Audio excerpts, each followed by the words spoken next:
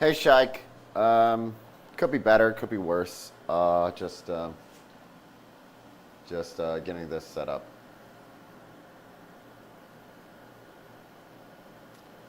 We're building another Gundam today. I was meant to kind of start this earlier, but yeah, I've not been feeling good today. Just kind of sick and kind of gross. So, yep, We'll do this in a little bit. Just want to wait for this to finish spinning. So if I sound out of it, that's why I'm kind of still getting over like a mild, a cold. I've doped up on like all sorts of medications, so I should be good. But hello, Fruit Punchy. Yeah, Gundam America. That's right. We got the Gundam America. All right, let's start this. All right. So there we go. Put this down.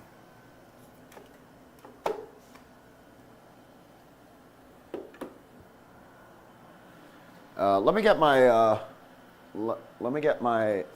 that little box I use to catch parts so that we're get better internet. You'll recover soon. Thank you. Yeah, and it's also why I wanted to change to a different model kit, honestly, because I wanted something nice and easy. I wanted something that would be a nice breezy build. I feel like Funsaki would be a little bit trickier. Anyhow, anyways, let me get this organized. All right, there we go.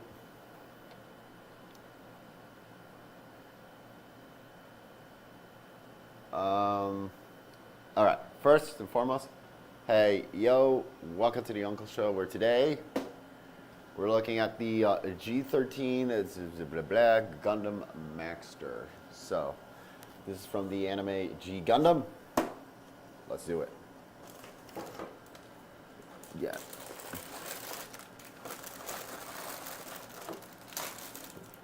Okay. Yeah, we're just diving right in, honestly, because I want to just kind of get down to it so that if I need to stop just because and take a break because I think I can. I never understood why colds are so common in summer as in the winter. I think a lot of it has to do with like, you know, your body temperature at like a lot of it is throwing your body's kind of internal temperature out of whack. So that could be something. I have no idea. I am not a doctor.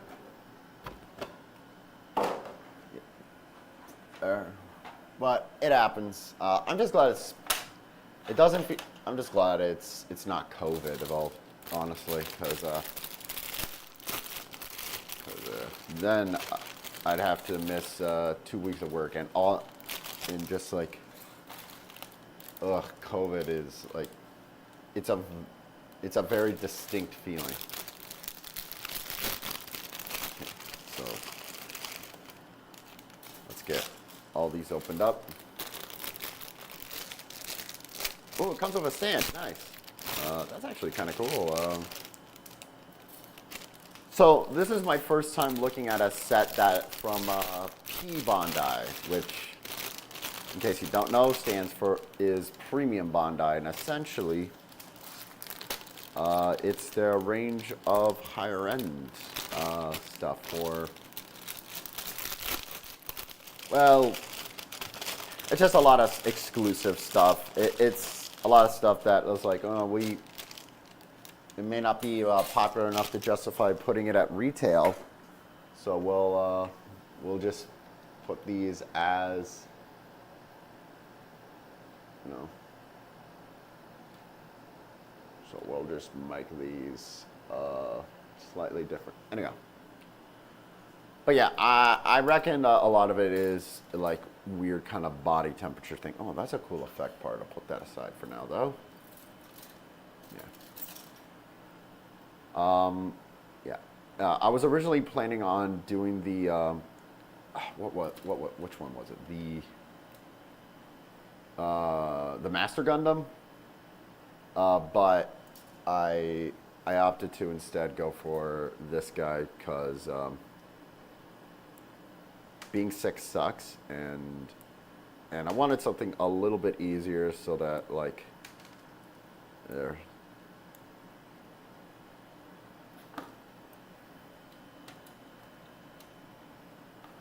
Like in case I really start to feel a whole lot worse, because I could just immediately bail and go lie down. All right, so I'm looking for B. Where are you, B? That's also why, you know, if you can hear my voice, I'm a little bit stuffed.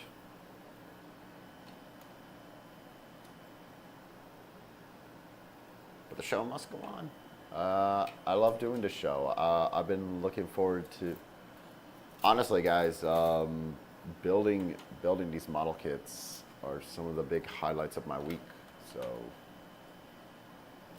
anytime I get to build them, it's a happy time.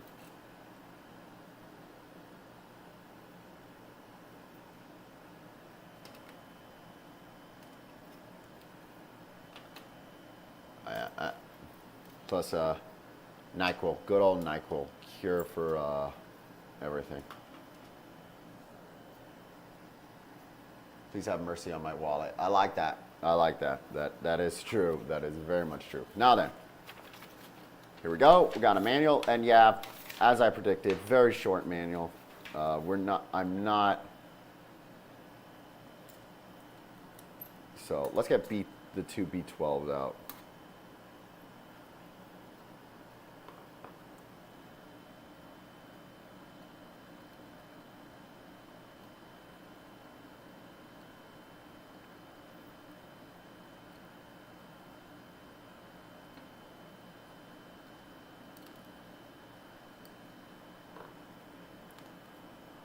So this is the Santa, no mercy on your wallet. Yep, that's both are true.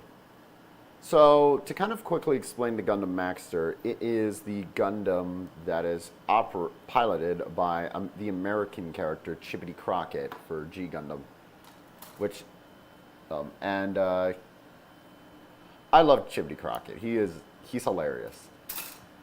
Him and his like army of cheerleaders. And he's just a very, very, very likable character.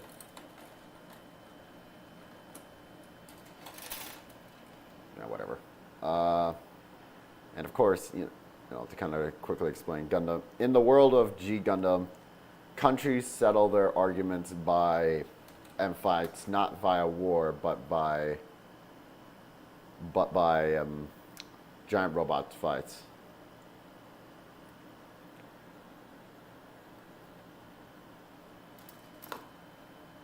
And there's a lot more goings on, kind of.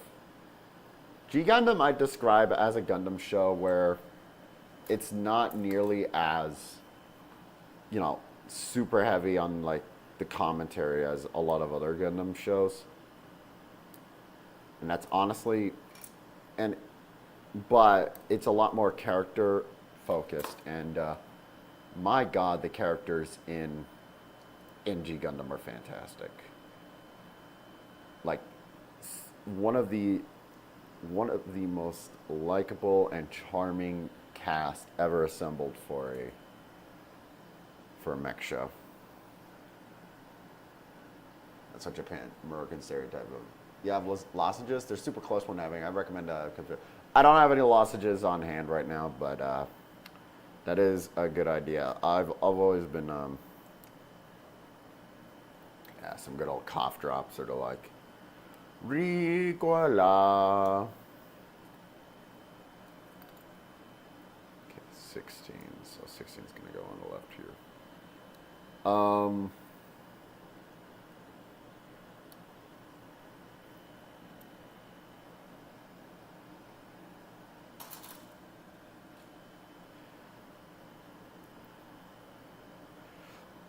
One of my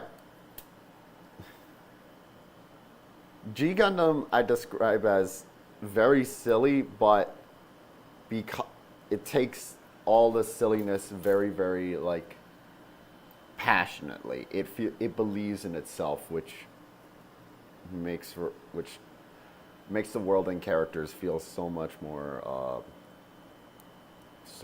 alive and fun.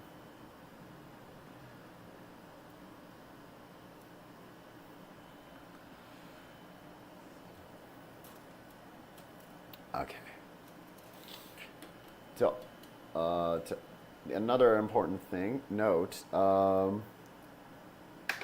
really need to do more. This is just a side tangent. I really need to do more high grades on this show. It's just that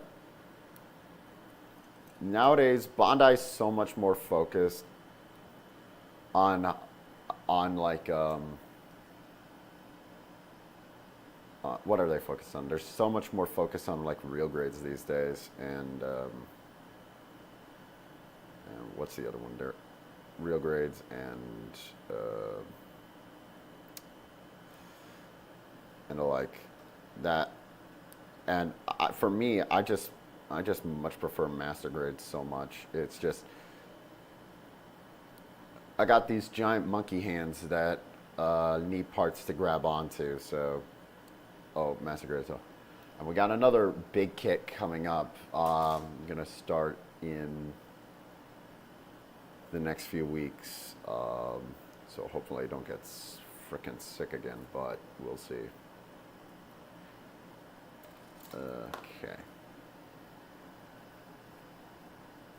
Has anyone seen a Kiba Ranger? Yeah, I actually have. I really like it. I really like the Kiba Ranger actually. It was funny seeing seeing like Power Rangers get referenced in Super Sentai. Although, if you want my honest opinion, then I feel like it's one that could have gone farther if you get me. Like, it feels like a very surface level parody. Like the main thing they kind of make fun of for it is you know, like very, very like, okay, the only things you got are like there's like the muscle is like there's kind of the muscle suit. There's like that overly muscular like American style comic book we see of the Power Rangers, and also there's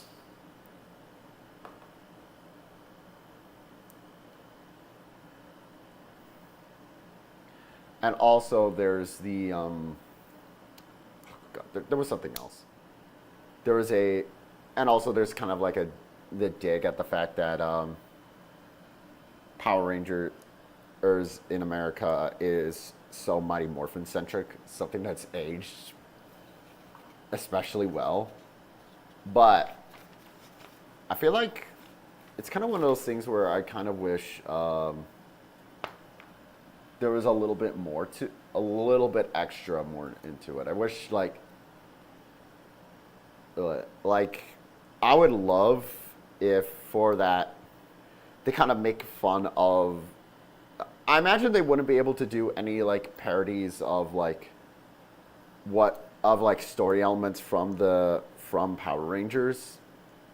And I don't know how the rights would have been, but I'd like a little bit extra. Like I would love if they made fun of. I'd love if they made fun of stuff like the Green Ranger, like if they like brought up plot stuff that only happened in Power Rangers, or the character, or there's more they could have done. Actually, Gokaiger did a really funny one where they kind of make fun of the fact that there's a Power Rangers Turbo and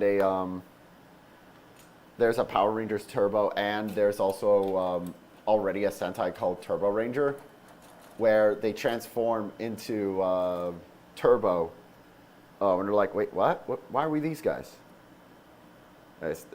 Stuff like that. That's something. But then again, I kind of feel like season 2 of Keep a Ranger in general just isn't quite as good. It had, like, there were some neat bits, like the episode where they make fun of, like, there's an episode where they make fun of the Battleizer, of like Battleizers, and that was pretty good. Hey, Trophy. And also, like that was good, but there was also a lot that just kind of didn't quite work as well. In fact, in fact, Keep a Ranger season 2 ends on a remarkably depressing note. Like overly depressing, honestly.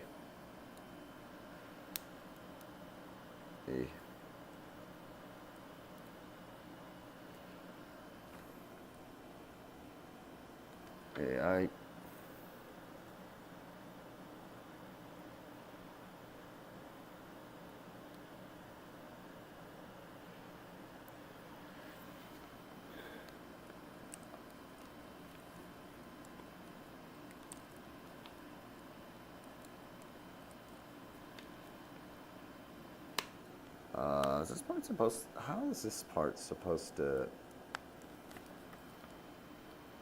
Yeah, I know there's a gap, but.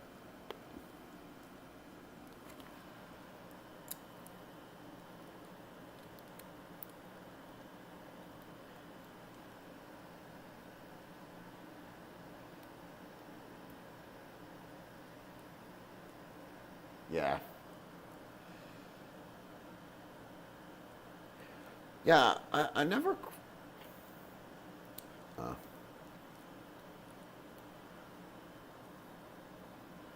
I think, unfortunately, sometimes I feel like a lot of companies kind of don't quite acknowledge just how popular or certain forms of the characters, certain seasons are, just because.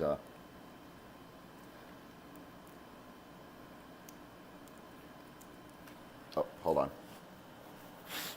Ah, gross.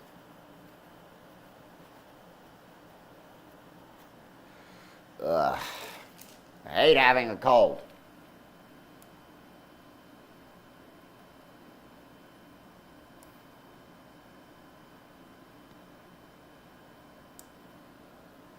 Okay. Okay, let's see if I can.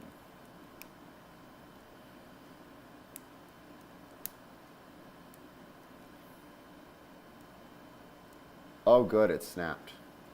Oh, that's good. That's good. Oh, that's just great.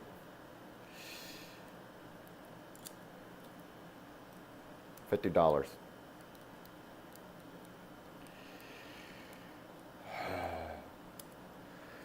How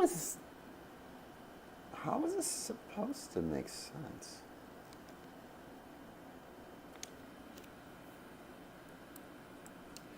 Handle the parts slowly and carefully so that they don't break. Well, motherfucker, maybe don't make them out of stuff that can break so easily. Also, this part does not feel secure at all.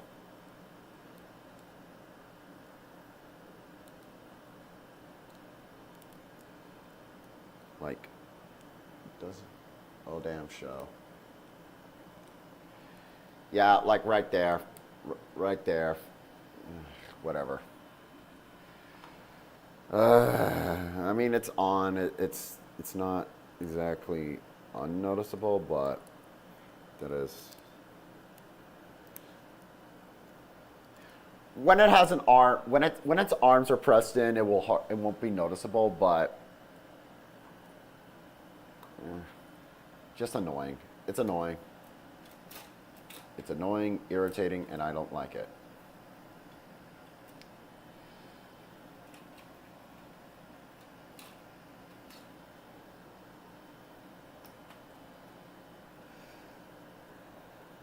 Okay, I need D14. Just gotta move on.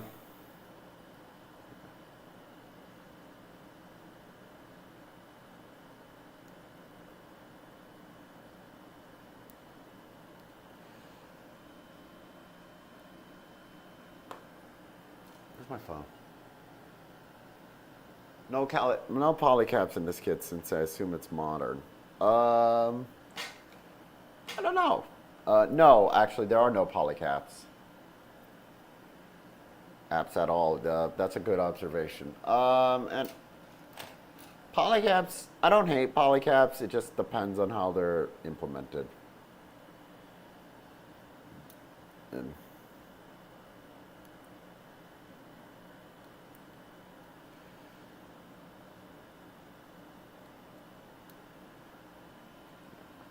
I do wonder, when did this kit come out? I know they're doing Shadow Gundam later, that I did see that. That looks really nice. Although, come on, give us Bolt Gundam first. Let me finish the Shuffle Alliance before. Let me finish the Shuffle Alliance before we get into characters like Spiegel. But then again, I guess they already jumped that gun a little, considering they made a kit for the Mandela Gundam. A premium Bondi kit for the Mandela Gundam feels so weird to me. Like, I know it's a popular design in Japan, and in many regards it is kind of a neat design, but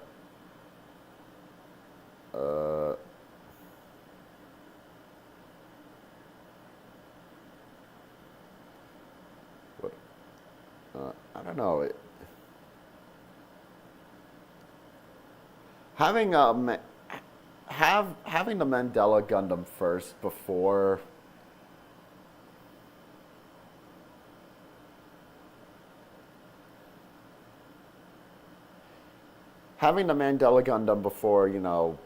all the Shuffle Alliance members are finished feels a little bit weird to me. I'd much,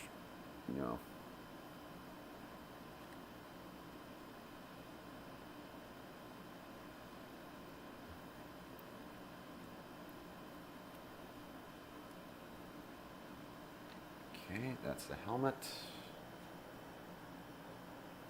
Face. We're in Russia. Shadow Gundam looks clean. Yeah, no. Shadow Gundam looks so good. And I get wanting to make a P Bondi of the Shadow Gundam. I imagine.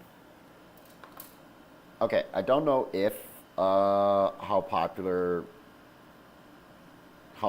the character Schwarzbruder is in Japan, but just from like certain story aspects about the character, I'm not going to give it away, but certain story aspects, he would be the type of character that gets really popular in certain circles in Japan.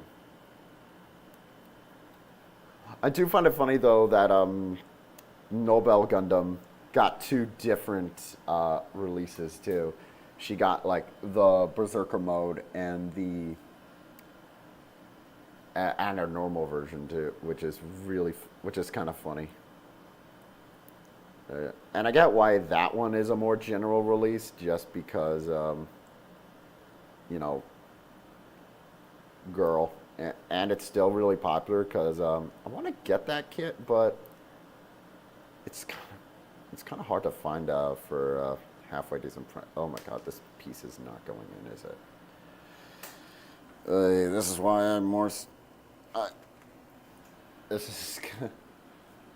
Stuff like this. It's kind of why I'm usually more so focused on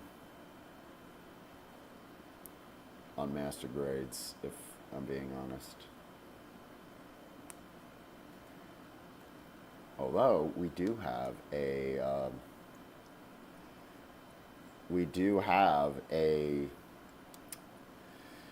I do have a perfect grade lined up soon, sooner rather than later too, because I want to kind of work on like a big model kit before my trip to China coming up. So, oh man, that is a lot of sproobies. Where's my glass? There's my file. What you doing down there, boy? Noble Master Grade when? God, if only. In gold injection for the future. I would not be surprised. Hell, I'm actually shocked that they still haven't released, what's that Gundam thing? Rising Gundam yet. Because,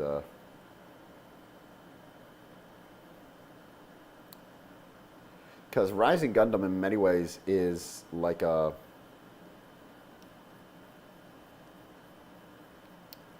is like a super easy retool of Shining Gundam. So, but then again, it appears so briefly. I would love a high grade actually, just because it'd be huge and be really cool. I would love a high grade of the Dark Gundam or Devil Gundam or whatever. I would love that.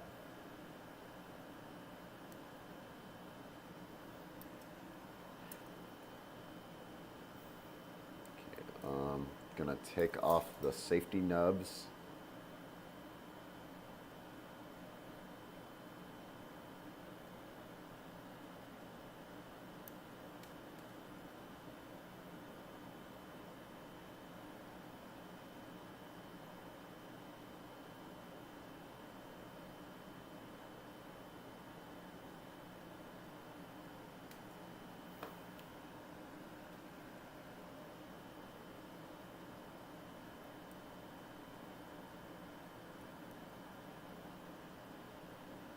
Okay, let me put this head aside because it could be fragile.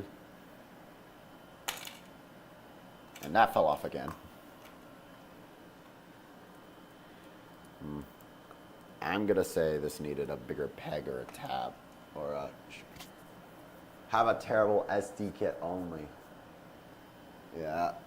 Yep, if only. Which preview, or is it a surprise?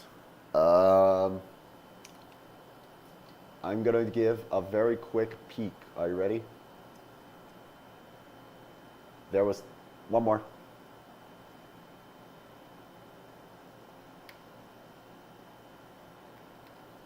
Secret. If you saw it, hell yeah, but we'll see about that later. Okay, now we're on to E. So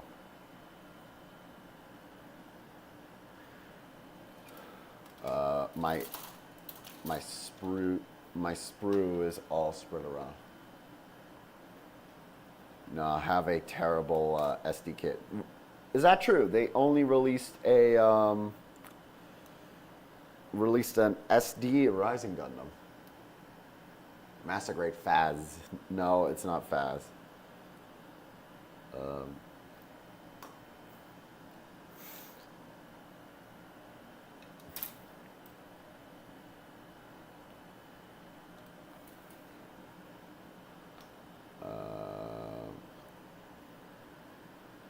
they want a real grade master. They definitely can reuse the Shining Gundam frame for that. Well, yeah, that makes sense. Like,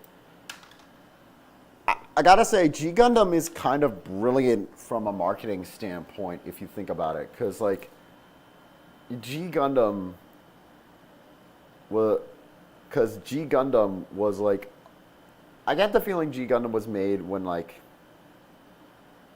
Gundam was popular. Well, you know, Gundam's always gonna have a level of popularity, but I also kind of feel like that was during a time when not as many people were into Gundam, or at least kids. Like, if I'm not mistaken, Gundam Victory, which was the latest Gundam series at the time, did okay, but it wasn't quite the big hit people Bandai was kind of hoping for. So that's why for a long time they got a little bit funky with Gundam. They were like, okay, let's do something a little bit more wacky. So that's why all the Gundam series, most of the Gundam series for a while later, were very out there and kind of, you know, different than what was kind of standard for Gundam. And some of it was like, you could see a little bit of trend chasing. Like G Gundam was definitely made when a lot of mech and robot shows were a lot more goofy and over the top. But at the same time, it pulled it off so spectacularly, you know.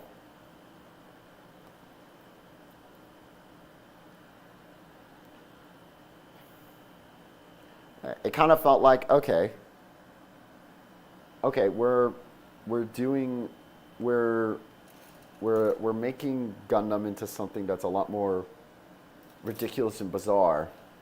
How do we make that still feel like Gundam? And I think they did a great job. Helps that the characters are so likable, the action's so good, the animation's so beautiful, the music, oh my god, the music.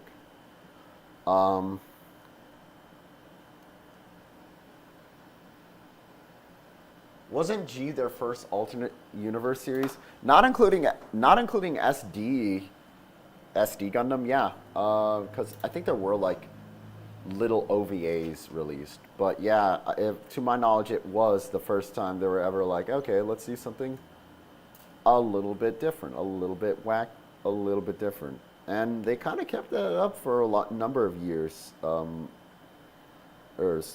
were most of the 90s, outside of Victory and what OVA was it? There were some OVAs released also that kind of. There were some OVAs set in the universe in Universal Century. They were like, let's do. This was the first time they were like, right, let's do something. And now for something completely different, and it worked.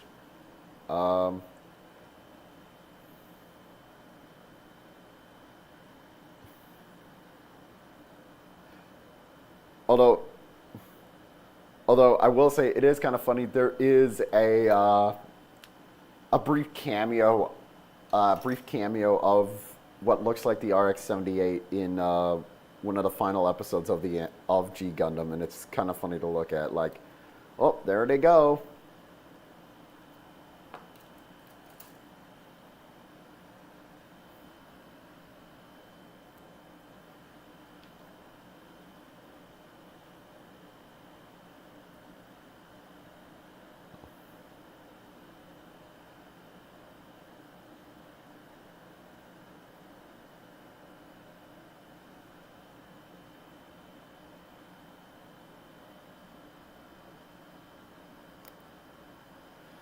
God, a lot. I'm nervous about this kit because a lot of the pieces feel kind of fragile. Hey, Nathan. Fly in the sky. Grant's launching off a rocket to go fight the Devil Gundam. Yeah. Oh, it was beautiful.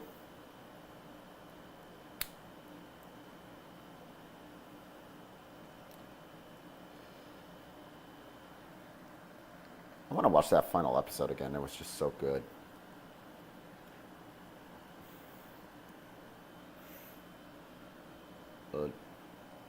Okay.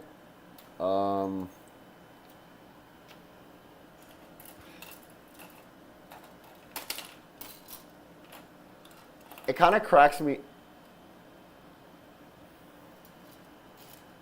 As far as, yeah. It does make me a little bit sad because I heard that Gundam Wing is, oh no, not Gundam Wing. Like, G Gundam was brought to America after Gundam Wing to kind of replace it, and it makes me really sad that G Gundam was not nearly as popular as Gundam Wing was while it was on Toonami. In some ways I get it, because Gundam Wing feels, just from what I watched of it, Gundam Wing feels a lot more normal. It feels a lot more kind of restrained, a lot more kind of like, you know, serious. Ugh.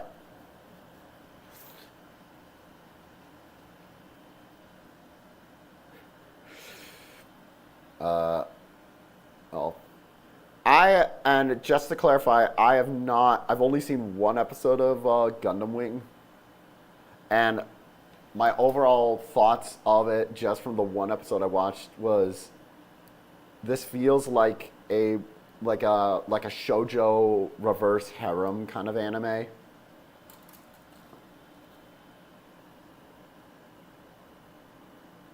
If that makes sense. Like I've seen Ouran High School Host Club, and just from the short clip I watched, I'm like, is this Ouran High School Host Club but with giant robots? It was okay. The animation was fantastic. It seems like Sunrise in general have really good animation, as a general rule. I've not seen Gundam Age though, which just from looking at the pictures, that the art style for that show is ugh. But you know, Wing is built for a Western audience for the very ground up. It's also not very good. Bummer. I'll watch it someday. I'm gonna watch Seed first because, to be completely honest, the main reason I'm going with Seed first is because, do you realize how many model kits I have of Seed robots? It feels wrong that I have so many model kits of like Seed, and I don't have any. But I'm actually also kind of taking a break from Gundam for now because I watched like 90 episodes worth of Gundam material, and I'm like, okay, I need to watch mech shows other than Gundam. So I'm thinking of doing Escaflowne or Magic Knight Ray Earth next because they feel a little bit more or my Seed. And then after that, I'm gonna tune into. I'm gonna watch Seed. I haven't decided how I'm gonna watch. I think I'm gonna watch Seed, the show proper, and I'm torn on whether or not I'm gonna watch Seed. I'm torn on whether or not I'm gonna watch Seed both Seed and Destiny all the way through, or in the case of Destiny, watch the compilation movies, because I have not heard the greatest things about Seed Destiny, like the main opinions from a lot of people is like there's some cool characters, there's some like really nice animation and some of the best mech designs in the franchise, but at the same time, it was also a case of very mixed, and I know it feels weird to. Well, I say that, but I watched. Then again, I watched all of Yu-Gi-Oh! Arc 5, and anyone who's watched Season 2 and 3 of Yu-Gi-Oh! Arc 5 will know just how bad that series gets towards the end. So, maybe I'll end up watching the whole show. I'm going to try and find the Canadian dub, though. Screw that new dub. Give me my Canadians, thank you. I like my Gundam. I like my Gundam shows dubbed the same way I like my mediocre mid-2000s gross-out cartoons. Canadian. Okay, let me see here. Pretty much, Wing popularized a lot of Seed. Oh, by the way, speaking of shows, the new Digimon series is really good. Oh, good. Destiny MC was very consistent. Seed Destiny is better if you watch it without watching Seed, basically. That's not a good sign if a sequel series is better when it's not a sequel. Oh, I've heard a similar defense for. I always hear the similar defense for Beast Machines, and it's like no. Also Beast Machines sucks no matter what. I actually wasn't aware how many people are like Beast Machines diehards. In some ways, I get it. It is very, cyberpunky because that was the flavor of the month at the time. The Matrix had just came out, and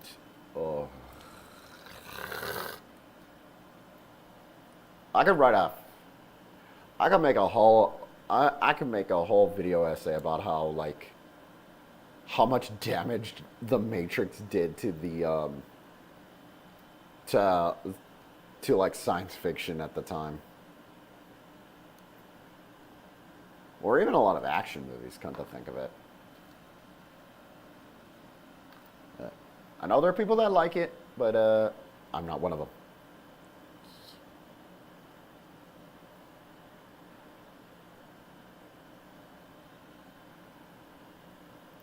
Honestly, the most interesting part of The Matrix for me is not going to be anything with the movies. It's always going to be the fact that the Wachowskis came up with it because of like this weird dominatrix they were seeing at the time. Which look up that Rolling Stone article about it. It is madness. What's wrong with Beast Machines? Shike, have you never watched Beast Machines? How do I explain Beast Machines? Okay, so doubtless you know of Beast Wars, which Beast Wars, fantastic show. Like arguably saved Transformers as a franchise, massively expanded on the lore, and even separated from Transformers, it's still an immensely like charming, funny, dramatic, and very impressive at the time show. Beast Machines, basically what ended up happening is like the original writers didn't come back, and the new writer was a guy named Dan DiDio, who would later become the editor of DC Comics. Like his most famous project was the New 52 project, so good sign there. And essentially, it's this weird hodgepodge. They wanted to make like this darker, edgier show, which would be fine, except for the problem of all the characters are massive assholes. Also make really stupid decisions. The art direction is awful. Like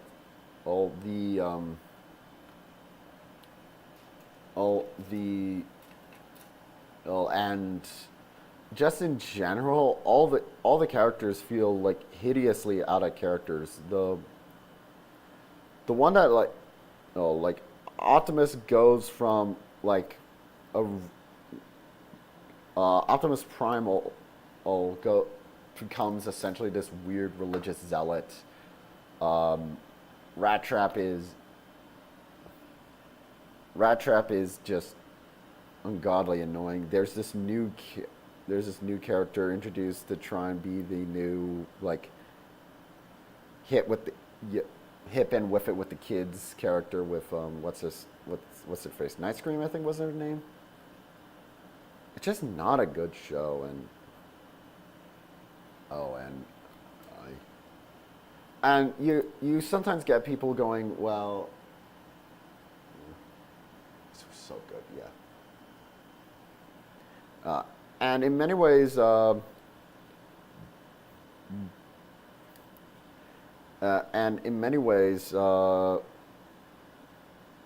was just such a disappointment. Like the only reason I think it's one of those things where I feel like anyone that like says they really like Beast Machines, I think they like the idea of Beast Machines more than what Beast Machines is, because in many ways, a cyberpunk thriller talking about how there needs to be a balance between technology and nature, techno-organic. That's what they say in the show. Oh, and it's like a cyberpunk thriller set on Cybertron. It all sound with like this weird kind of off-putting design. It all sounds on paper cool, but that's not the result we're given.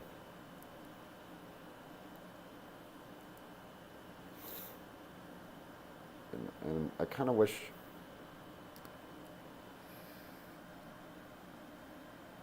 It reminds me a lot I can see why some people they get down with that idea. It reminds me a lot of this one movie called Event Horizon, which Event Horizon the main reason people love the idea of Event Horizon more than they do the actual movie, because the actual movie is kind of a disappointment, to be honest. But the thing is, Event Horizon was famously trimmed to hell and back by editing during development, and to avoid an NC-17 rating. And screenshots did come out, and they looked intense and crazy. So you got a lot of people who get real. And a lot of people are kind of invested in Event Horizon that way, just because of what was going on. But again, the problem with that is, well, until the day that unedited version gets found, that's not what we got. And even if the much gorier version of the movie finally gets found, would more gore necessarily help that movie? I don't know. Probably not, to be honest, because on its own, Event Horizon is kind of underwhelming in a lot of ways. All right, wasn't the writer told explicitly not to watch the original show? Yeah, I think that did happen, and I never understood why a lot of creatives think why some producers think that's going to result in something good. Again, not wanting to. Again, I think that comes from also them wanting to make it more standalone, but them making it more standalone just did not work, because you still need to watch Beast Machines to fully understand what the hell is going on. So I really failed to understand what Beast Machines. And that's not even getting into the toy line for Beast Machines, which, whew, uh, Beast Machines as a toy line is, you often hear it pop up at, often hear it as one of the go-tos, as like one of the worst toy lines for Transformers ever made. And yeah, it's pretty stinky.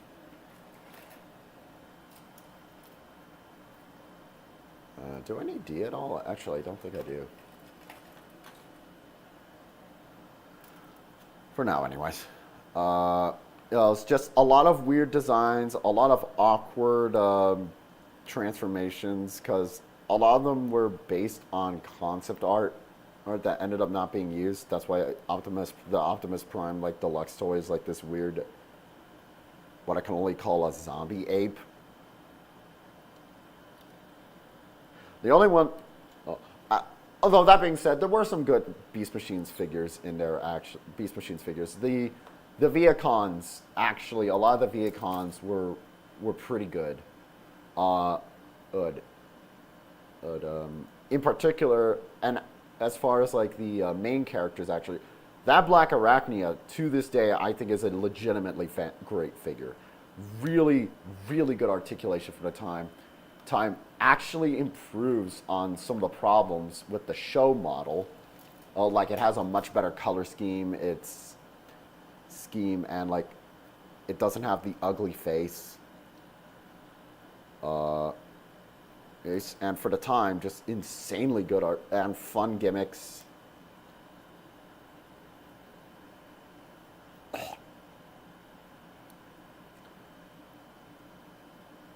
I will say though, something kind of funny about that figure. Have you watched Beat 'em On? Never watched it as a kid, actually. It's also canon to Warhammer, which is cool, but without knowledge of that, it's early. It's just meh. Beast Machines or Event Horizon, because the idea of Beast Machines being in canon to Warhammer is funny.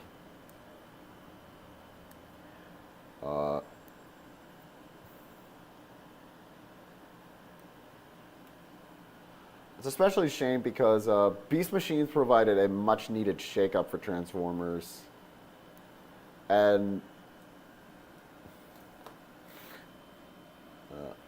But because Beast Machines was so badly handled, it kind of put the kibosh on it for a number of years. They didn't do any those. And there's kind of this I kind of feel like with some companies, there's this aspect of like embarrassment sometimes when it comes to like when their toys or franchises are in their more experimental years, if you know what I mean. Like, okay. What would be a good example? Well, actually, we were talking about Power Rangers earlier. Mighty Morphin. So for years,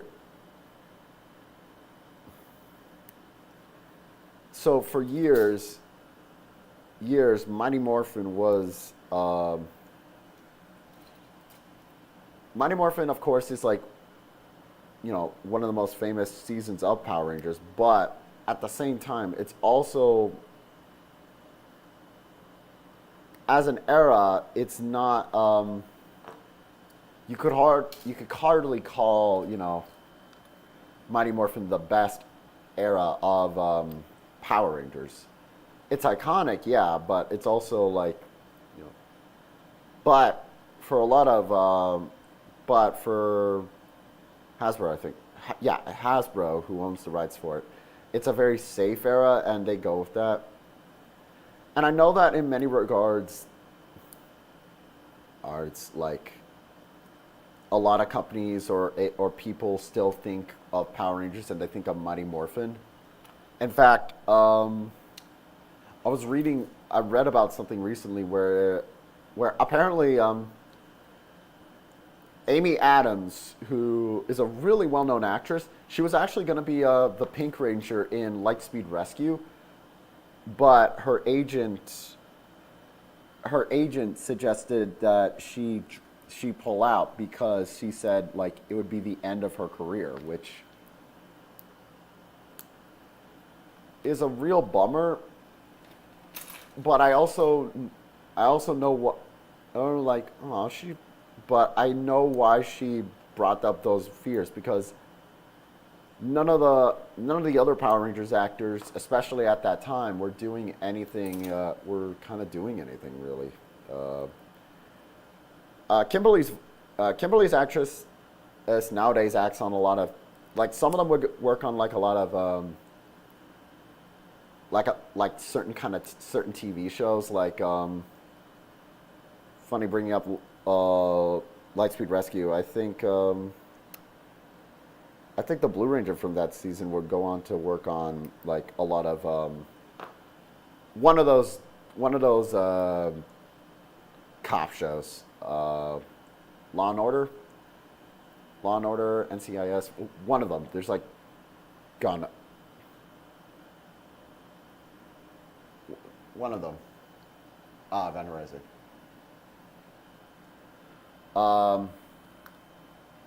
So there's that. And Rose McIver was in that show iZombie, and she was on what show was it? Once Upon a Time.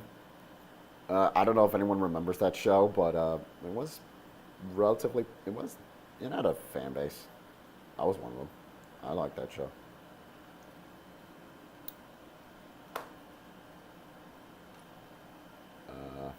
It's a very very silly show, but admittedly it has a bit of a goofy charm to it. But then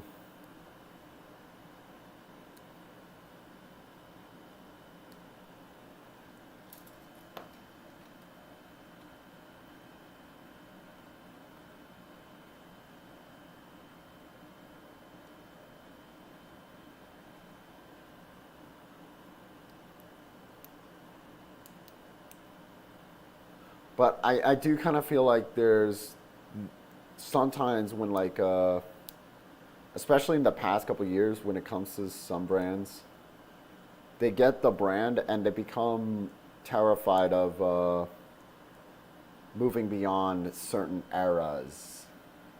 Like for Transformers, it's obviously G1. G1 but I can kind of look at some other shows or franchises and see similar problems. A good example is He-Man,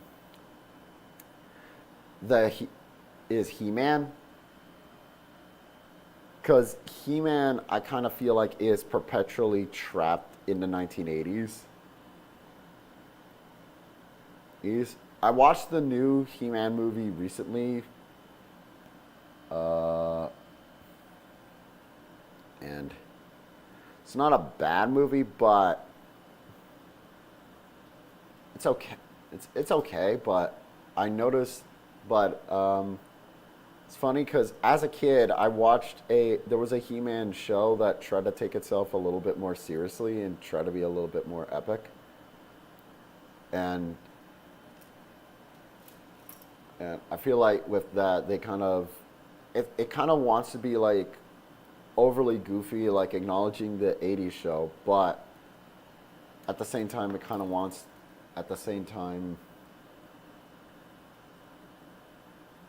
it felt very,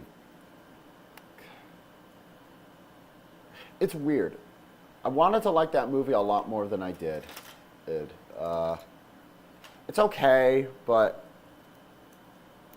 I kind of watched it and thought with my wife, and we kind of both went, this is okay.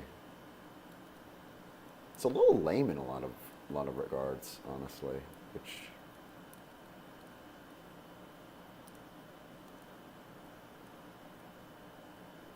there's some really creative stuff, but I do feel like it kind of didn't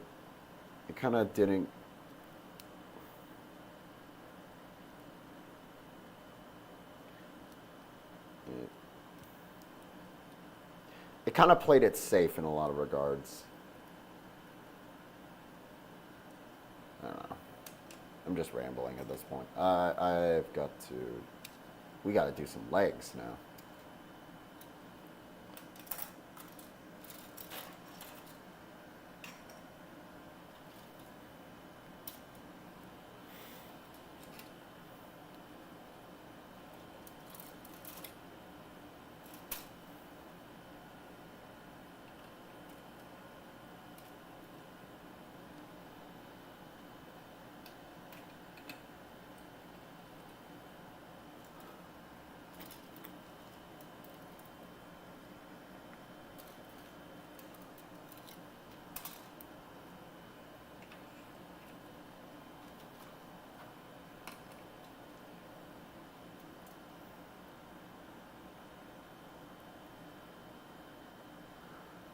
Okay, so feet. Let's get some feet going.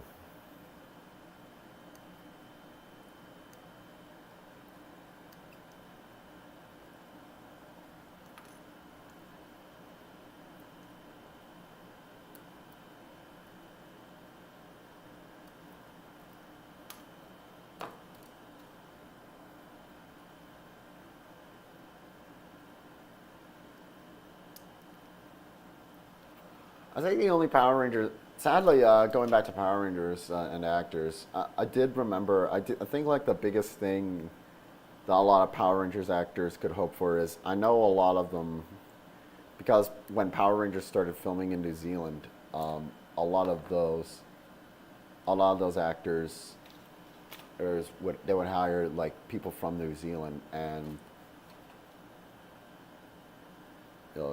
as a result, a lot of the New Zealand actors would use the show as like a stepping stone for their careers.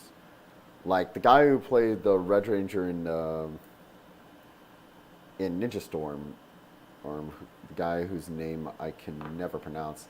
He was actually a very popular character on this show called like Shortland Street, which is a very, very popular New Zealand soap opera.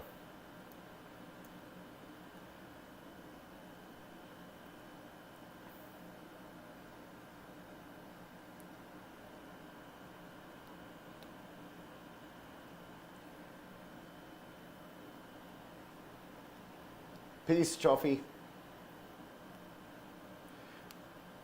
Sorry, we're shooting that kind of an unusual time. Just, I was feeling like shit this morning, so wanted a little bit of time to recover.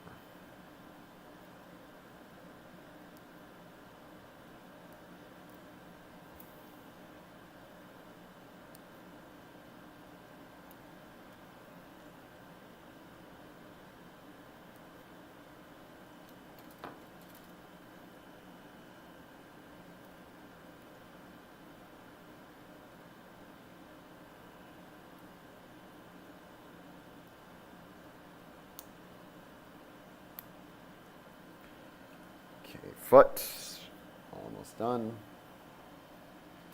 Okay, I need A10.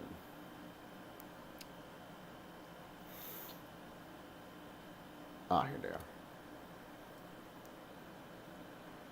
I also need A11 later, so we'll get that off now.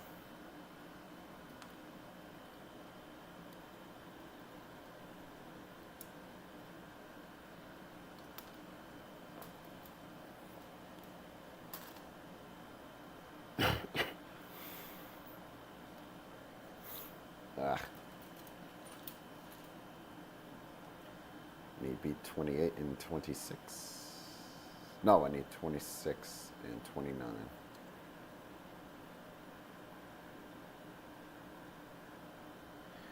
No, I need 26 and 27. My God.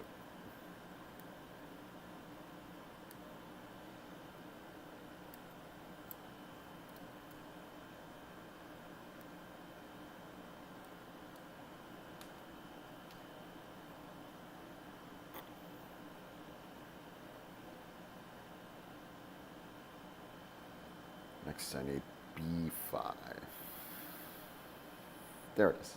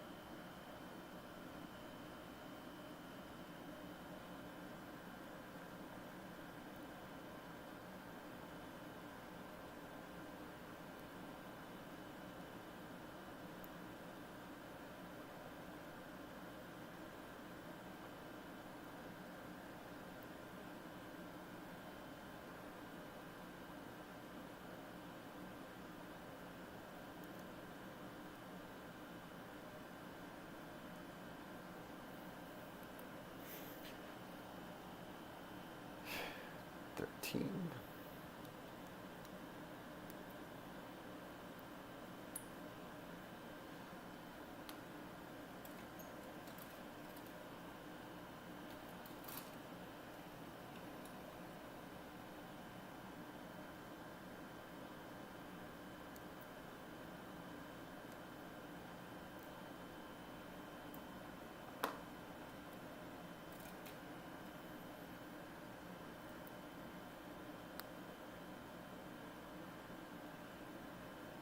Okay, and then we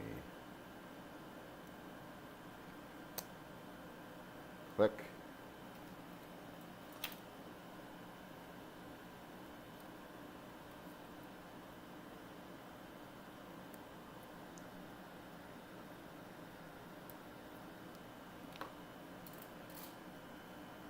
Okay, and then click.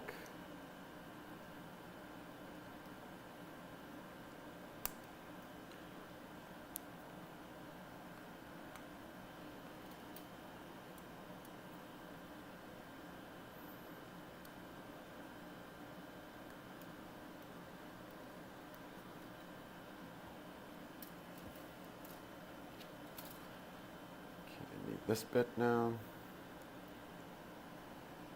Remember to hydrate. Yeah, no, I gotta get these. Yeah, I should drink some water in a bit actually, because you know, being sick as hell, you gotta stay hydrated. Oh. Okay, what sticker do we need? Sticker number 4. Black square, black square.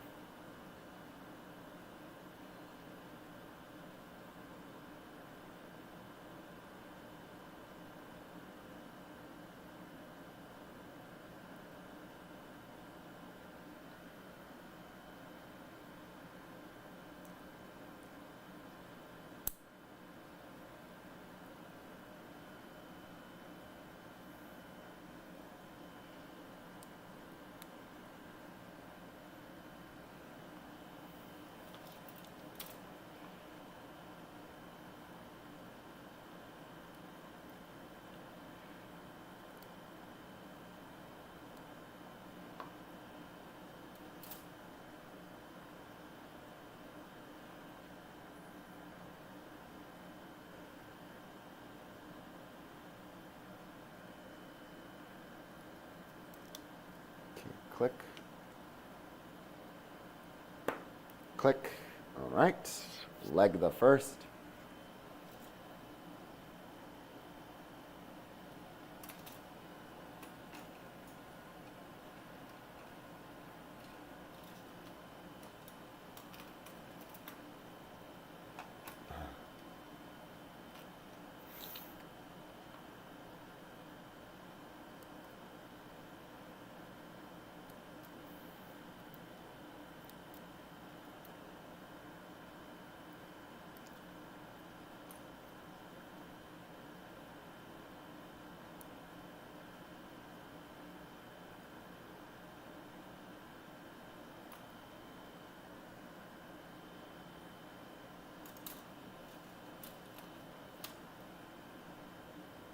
C11.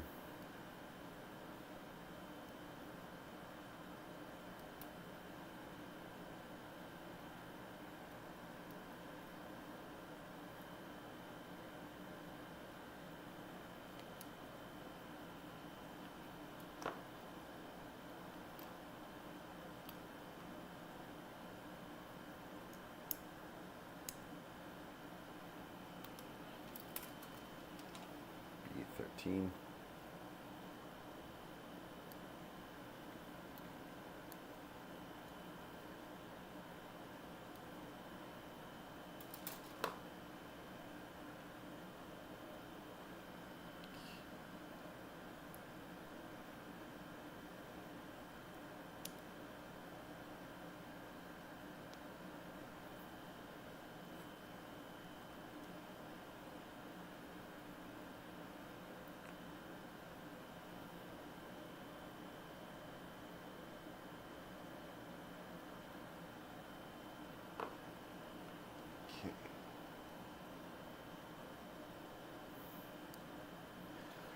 Let's take a hydration break.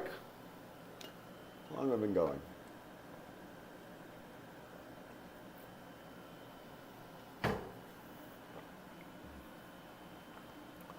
More than barely more than an hour. Okay.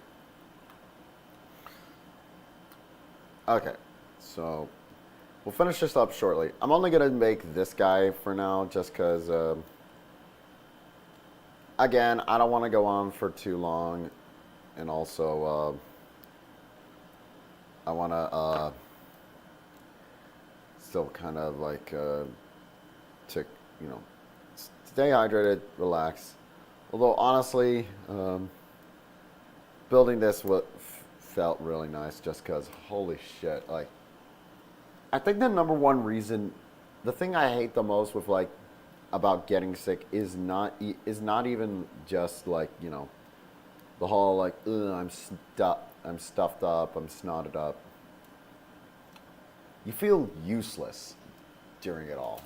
You know what I mean? You feel like when you're, for me, whenever I get sick, I rest for a little bit and then I'm just immediately moving about in bed, like, okay, in bed or wherever I'm sleeping, I'm like, okay, I need to do something. I'm going nuts. Let's get me out of this bed. I want to do things. It's the worst part. Like, for a fact, you need to rest and relax, but at the same time, you're there. It's that feeling of, oh, God, I want to do things. I want to go outside and play with me mates.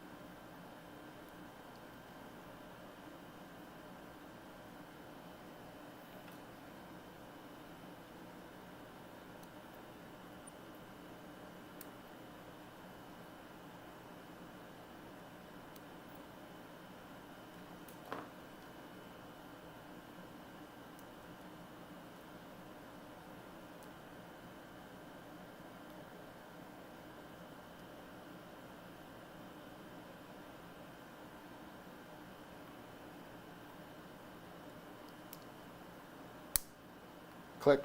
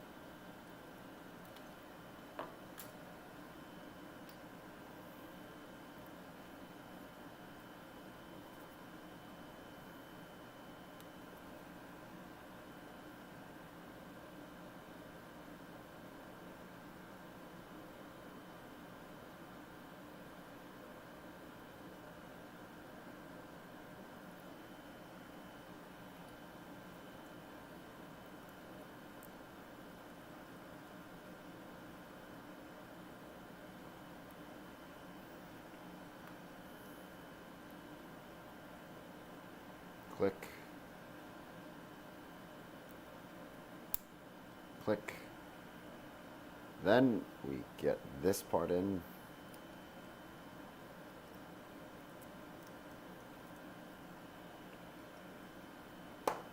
Click. There we go. Oh, dude. Oh, man, they're doing this bit. So, right leg.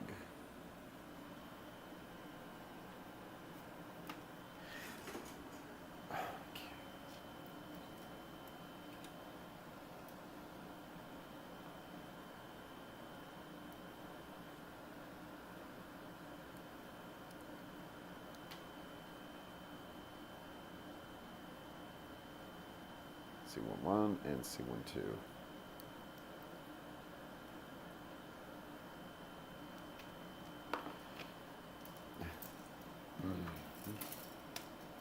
Gonna need some E for this. Oh, this one is about to be finished.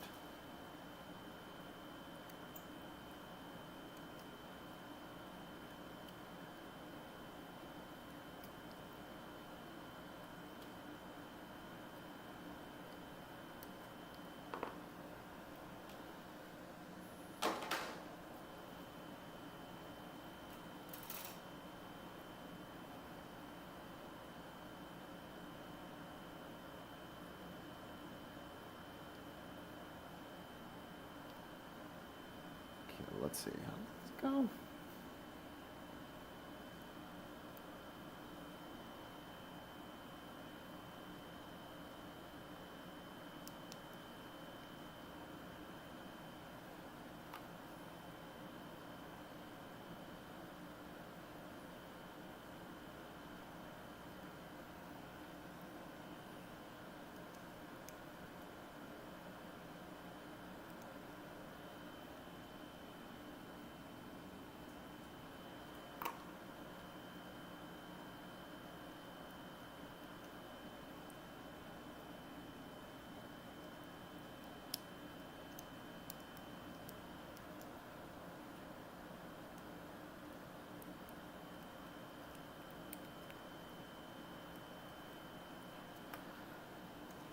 Okay, I need B8 and B30.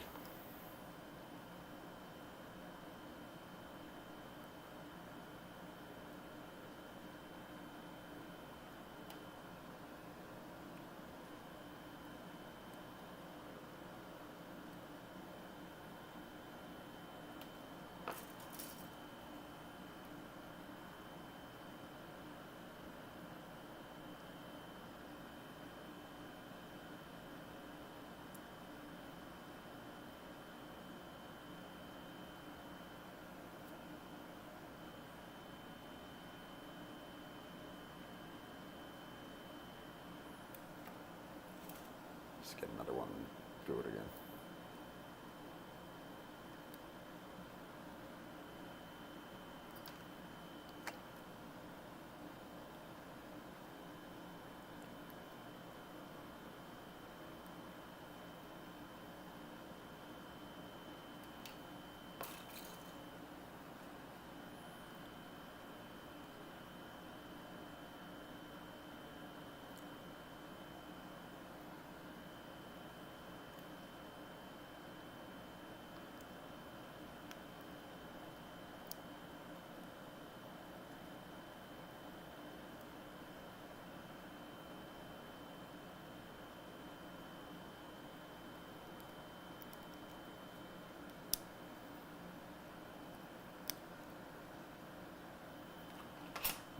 Doesn't want to go in? Oh, joy. Where? Oh, there it fell.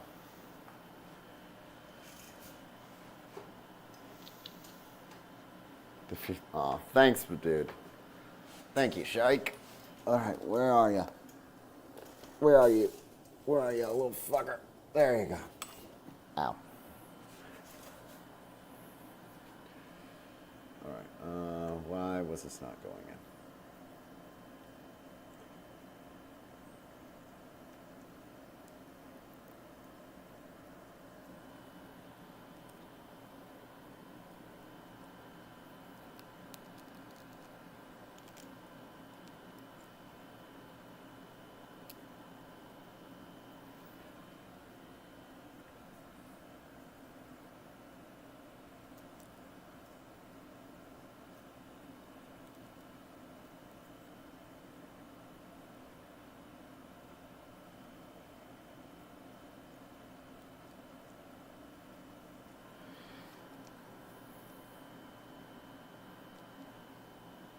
Ooh, I gotta check my headphones soon.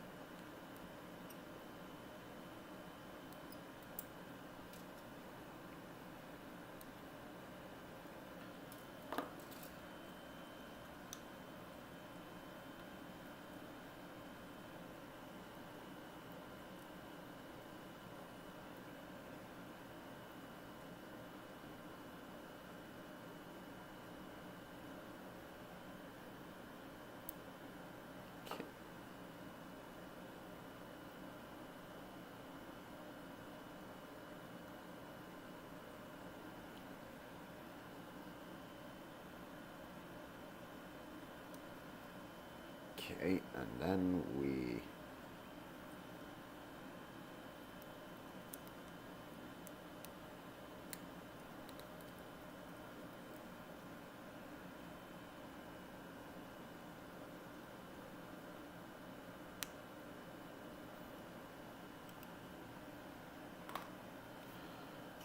All right. This one's almost done. A18.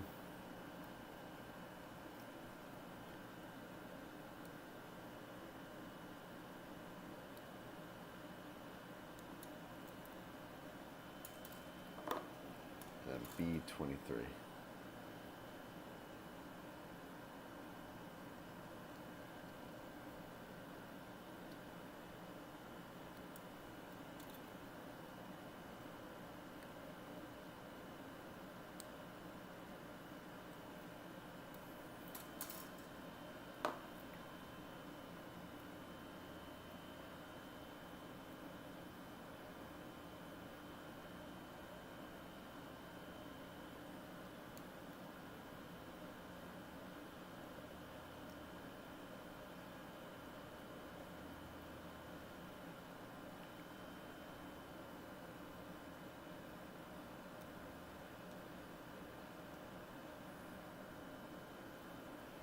Wow, they put a lot of pieces on like all solid one piece.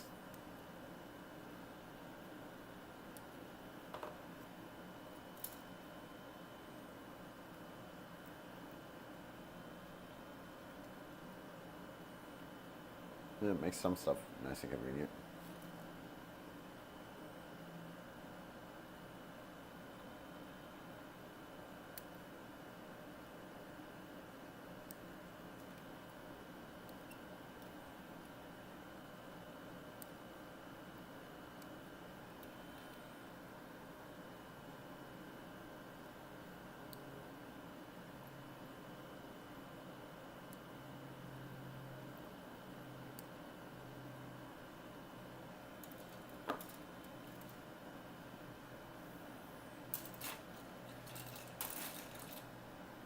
Okay, D1, get the crotch.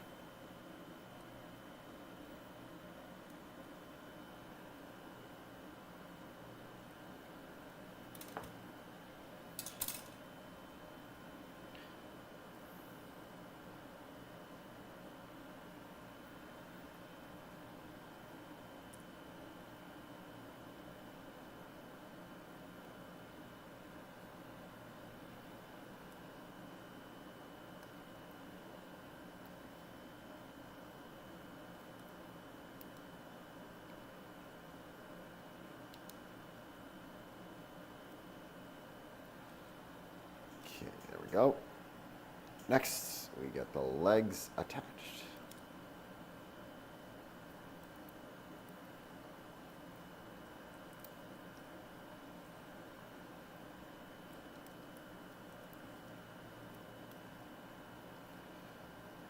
Okay, almost done here. There we go.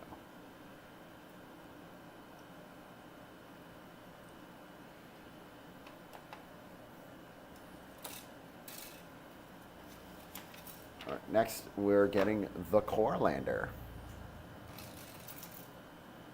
So I need D17 and 15.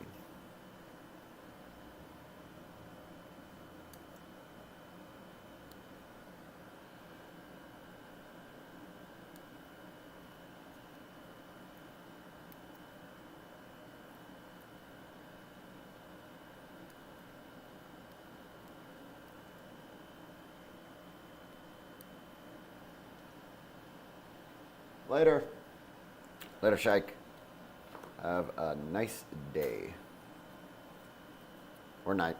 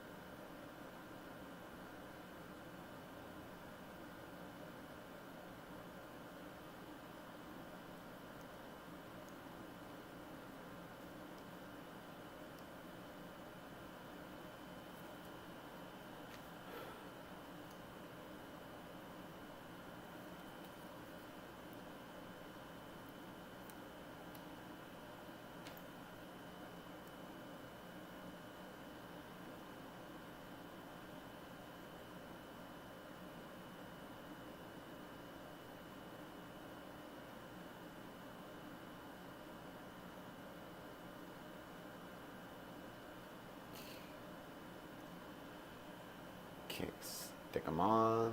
Get them stickies on.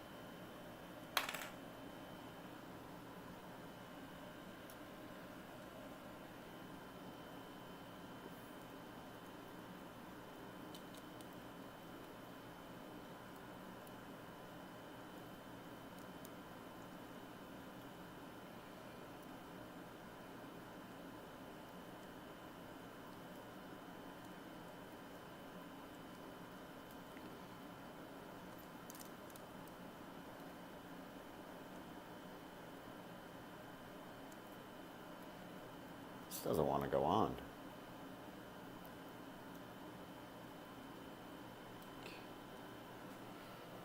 Gundam Maxter. All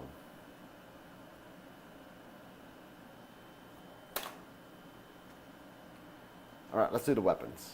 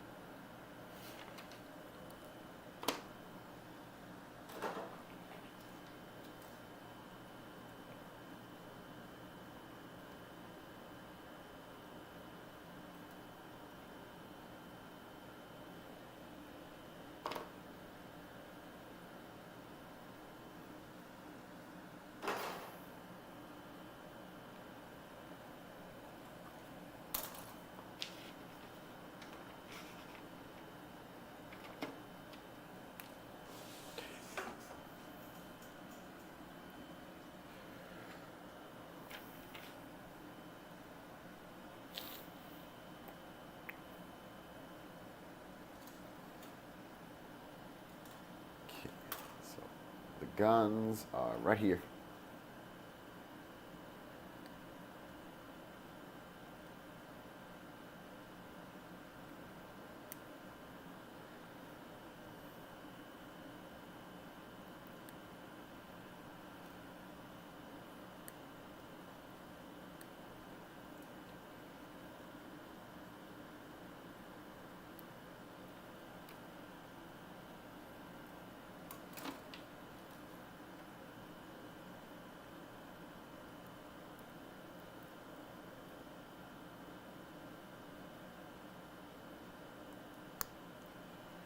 Click.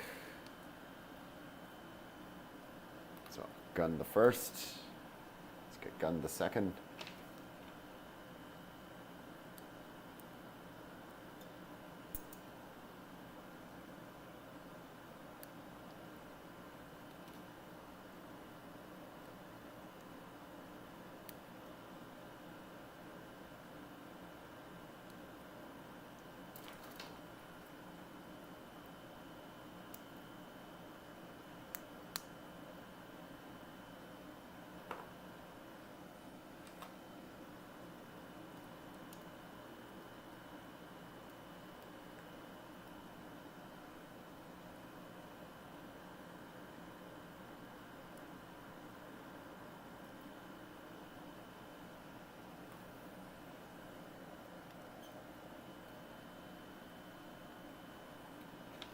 Let's do this skateboard. Ba ba ba ba ba da da skateboard. Yippee yay yay yay. Here's a reference for you.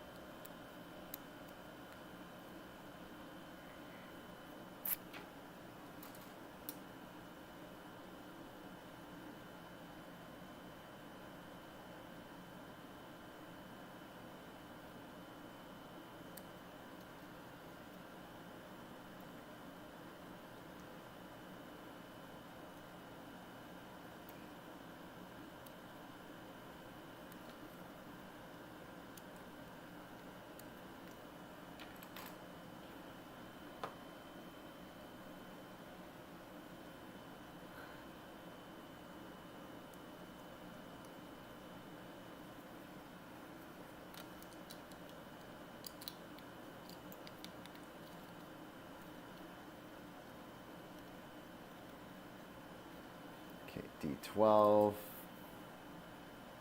No, not D12. D12.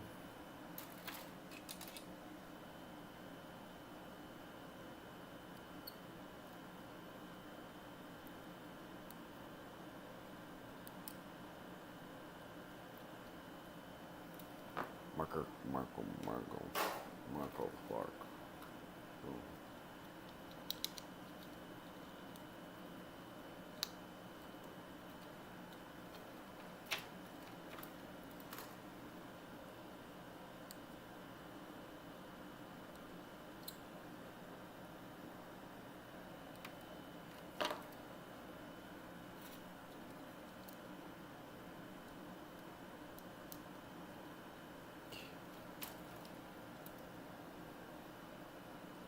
Oh, uh, I know. Okay, reminds me, I do have to empty out this card soon enough. What was I doing? Oh yeah, I needed this piece. The big ass shield.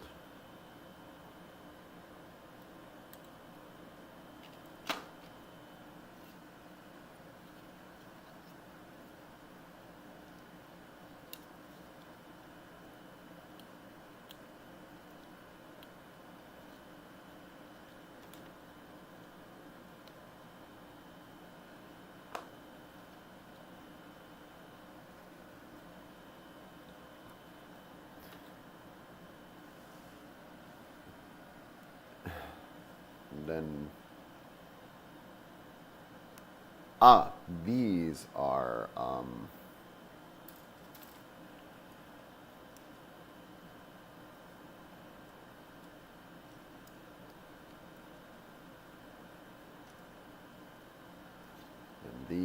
this is the shield.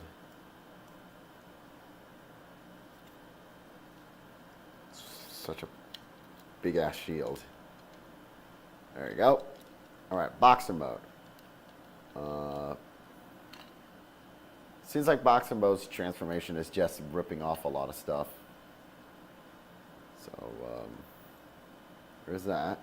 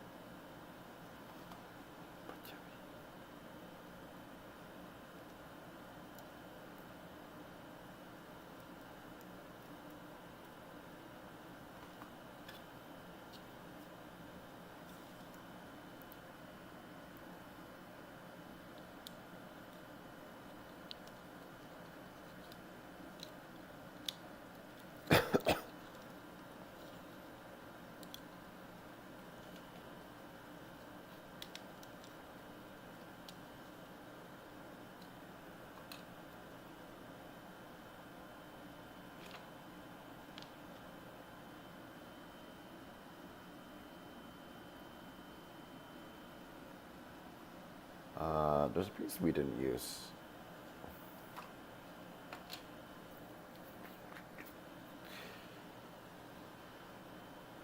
Hold on, let me check. It's a white bit, so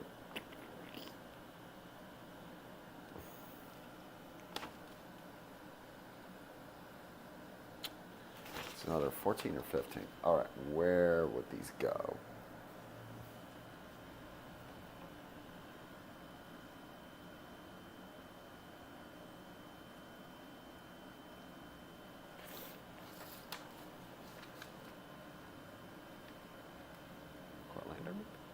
Yep, that's exactly where they go. They go in the core lander.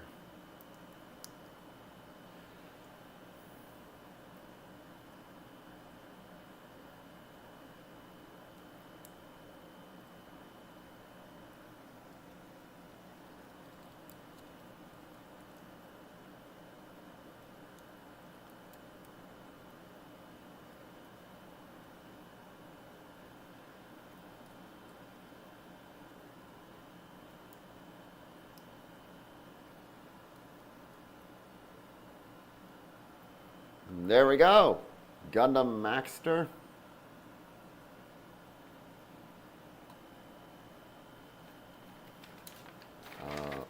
Anything else?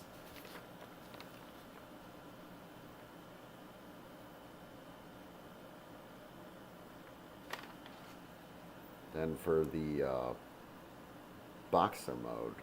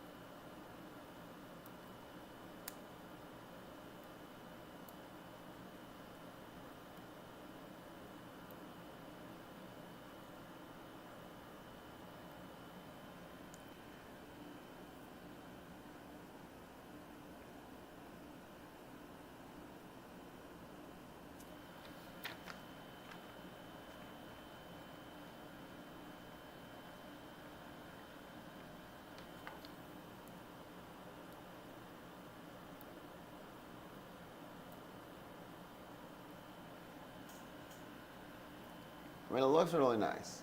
I will say this looks rather nice. But the question is, how do I get the fists kind of going? Feels like I gotta...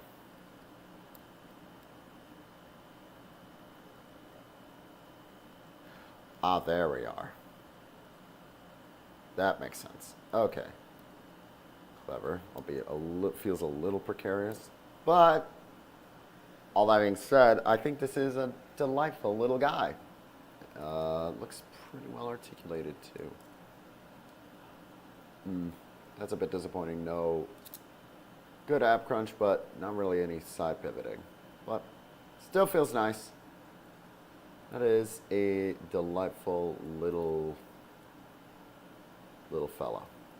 All right. That was...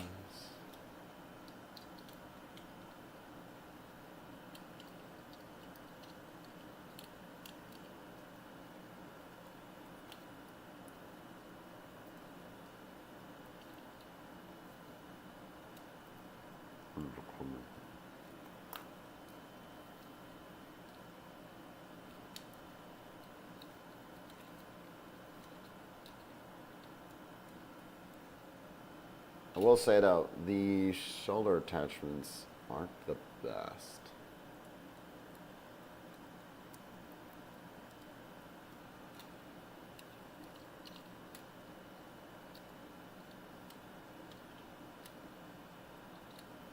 Ah, that works out well. Still a lot. Hang on, we didn't use this bit. What's this bit for? Oh, it's just a little extra piece. Okay. Tell you what I'm gonna do. I'll get these arms out, finish them, but for now, I think that's it. So.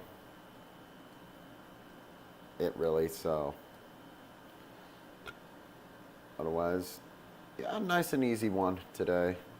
So, apart from the breakage, which sucks, but.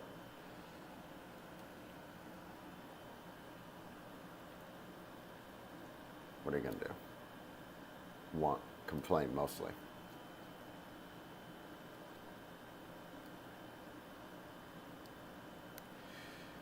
I'll build the rest of these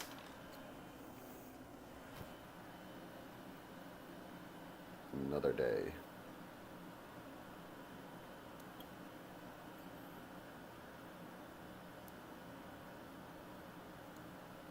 Oof, my stomach's hurting.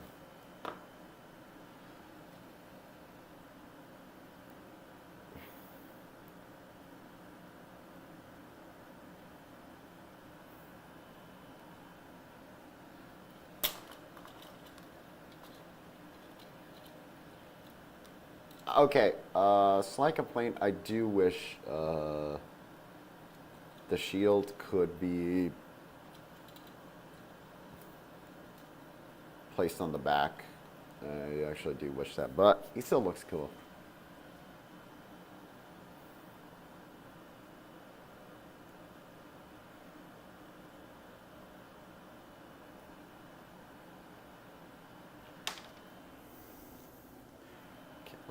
Let's quickly finish this up, then I'm gonna get going for real. I'm gonna go relax.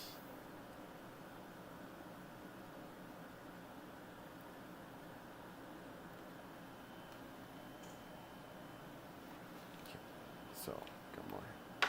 Oops, there goes the other.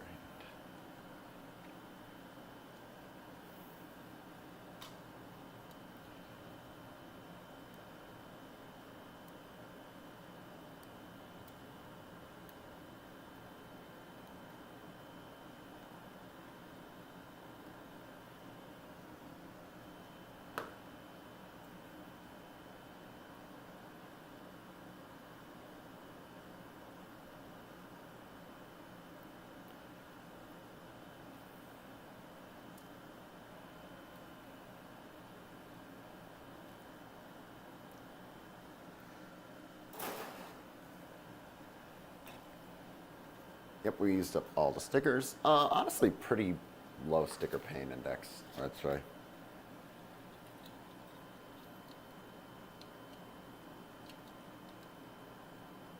But yeah, Gundam Maxter. Really nice.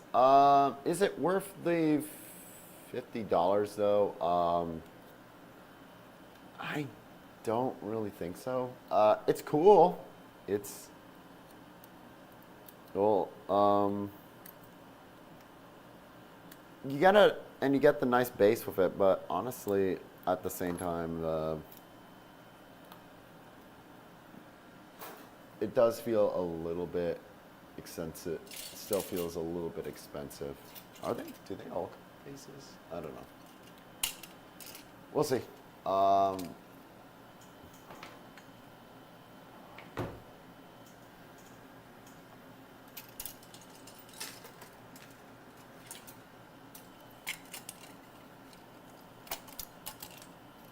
It's neat, but all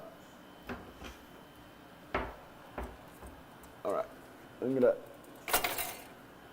I'm gonna get going for now. Thank you everybody for joining me. Have a lovely day. See ya. Next week we'll do something really cool. I promise you.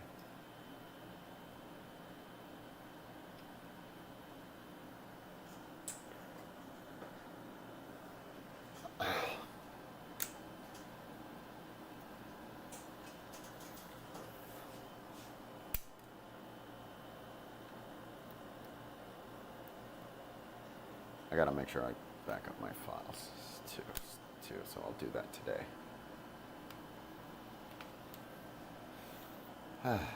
Okay.